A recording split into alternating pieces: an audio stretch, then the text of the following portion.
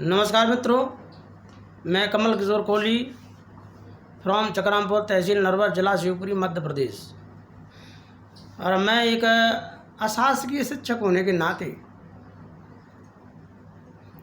मैं अपने देश के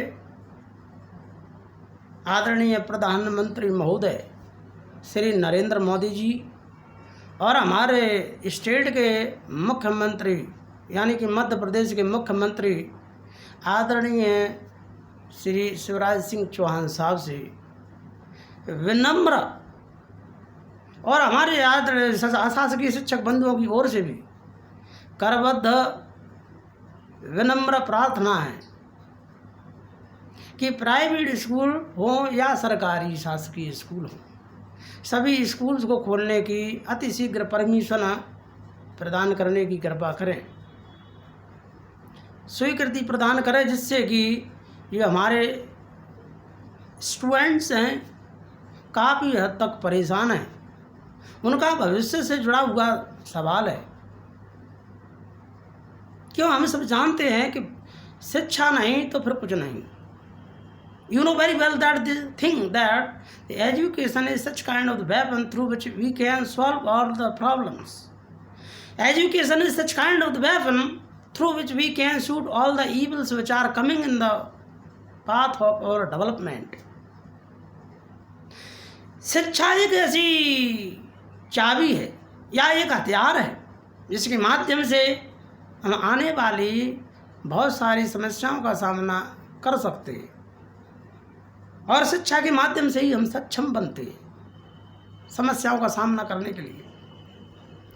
और इसलिए मैं अपने देश के प्रधानमंत्री, हमारे स्टेट के मध्य प्रदेश के मुख्यमंत्री आदरणीय श्री शिवराज सिंह चौहान साहब से करबद्ध निवेदन, उनके चरणों में नमन करते हुए कहता हूँ कि ये स्कूल खोलने के लिए अतिशीघ्र स्वीकृति प्रदान करें, क्योंकि हम सभी जानते हैं कि पहला लॉकडाउन हुआ 21 मार्च को, तो उस समय सबसे पहले अटैक स्कूलों पर हुआ और सबसे बाद में भी अभी भी स्कूल नहीं खुले। बहुत सारी फैक्ट्रीज प्रारंभ हो गई, दुकानें प्रारंभ हो गई, सैलून्स प्रारंभ हो गए, शोरूम प्रारंभ हो गए, हर प्रकार के बिजनेस चल रहा है, परंतु स्कूल अभी भी बंद हैं। और इस वजह से हमारे प्यारे प्यारे नन्हे मुन्ने छात्रों को, स्टूडेंट्स को ये सब झेलना पड़ रहा है। वो डायरेक्टली इससे प्रभावित हो रहे हैं। अगर उनको समय पर एजुकेशन प्राप्त नहीं होगी तो बहुत बड़ा एक उनके लिए नुकसान झेलना पड़ सकता है। और दूसरी बात, हम सब सोच रहे हैं, गवर्नमेंट भी सोच रही है कि हम मोबाइल के माध्यम से या ऑनलाइन एजुकेशन प्रोवाइड करें। मुझे आप बताइए कि हमारे देश में नियर अबाउट 30 करोड़ यानी कि 30 करोड़ विद्यार्थी अध्ययनरत हैं। 30 में से कितने विद्यार्थियों के पास एंड्रॉयड मोबाइल होगा? 5 करोड़ के पास ओनली। अब 5 करोड़ मान लीजिए, मैं आप सबका मन रखने के लिए बोल देता हूँ, 10 करोड़ मान लीजिए, चलिए भाई, अब तो ठीक है, खुश। तो आप बताइए 10 करोड़ यानी कि 10 करोड़ विद्यार्थियों के पास एंड्रॉयड मोबाइल है, किसी न किसी तरीके से उन्होंने उपलब्ध कर लिया, कुछ भी व्यवस्था की हो, कैसे भी की हो। और फिर बाकी बच्चे 20 करोड़ विद्यार्थियों का क्या होगा? वो कैसे शिक्षा हासिल कर सकते हैं? और ज़बरदस्ती मोबाइल भी खरीद लेंगे तो 30 यानी कि 300 रुपया पर मंथ के लिए 1.5 GB नेट मिलेगा पर मंथ, वो रिचार्ज कराना पड़ेगा। गरीब लोग कहाँ से लाएंगे? सब गरीब विद्यार्थी मोबाइल कहाँ से लाएंगे?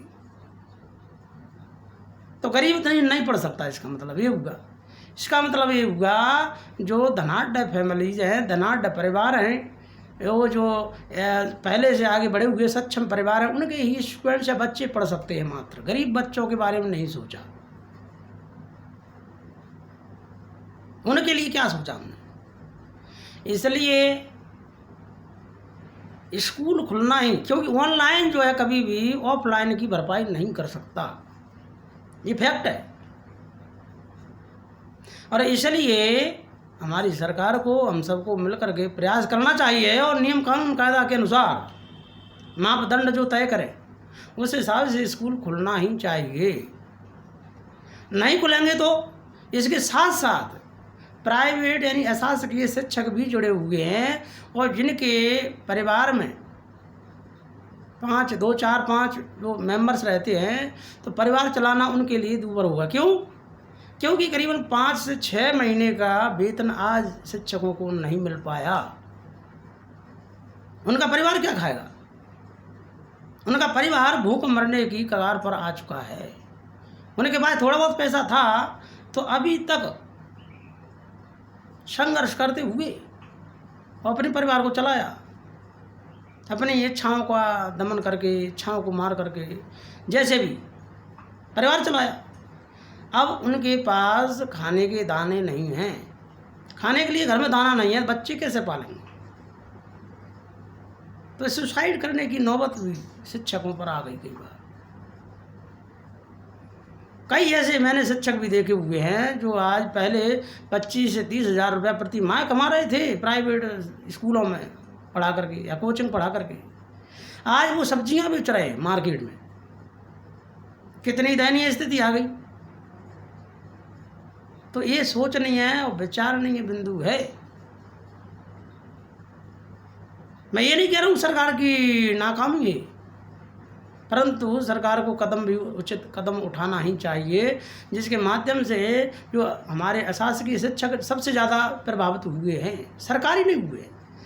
सरकारी शिक्षकों को तो घर में बैठे हुए अभी स्कूल नहीं जाते, कई बार थोड़ा बहुत घूमे आते हैं फिर घर पे आ जाते हैं, अपना काम देख लेते, घर का भी फुल पेमेंट मिल रहा है।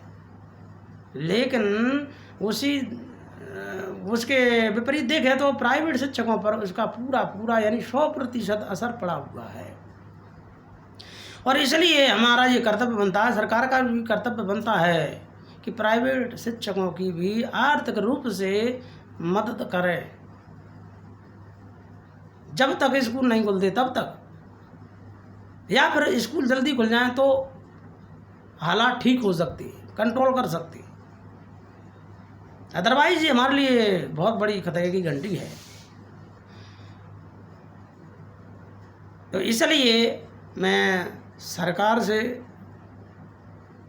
उम्मीद करता हूँ कि स्कूलों को जल्दी से जल्दी खोलने की स्वीकृति प्रदान करें। बस यही हमारी अभी सभी शिक्षकों की एक अपेक्षा है, खास तौर से प्राइवेट शिक्षकों की अपेक्षा है। सरकार से बहुत बड़ी उम्मीद है कि स्कूल खुल जाए तो एक नई उम्मीद की किरण उनके मन में जागेगी, अन्यथा उनका जीवन और उनका परिवार बर्बादी के कगार पर आकर खड़ा हो गया है। इसलिए मैं सरकार से गुजारिश करता हूँ और प्रार्थना करता हूँ कि हम सबकी ये अपील प्रार्थना अवश्य सुने और ये अशासकीय कर्मचारी अधिकारी सभी के जीवन को संभालने का प्रयास करें, ऐसी मैं उम्मीद करता हूँ। बहुत बहुत धन्यवाद।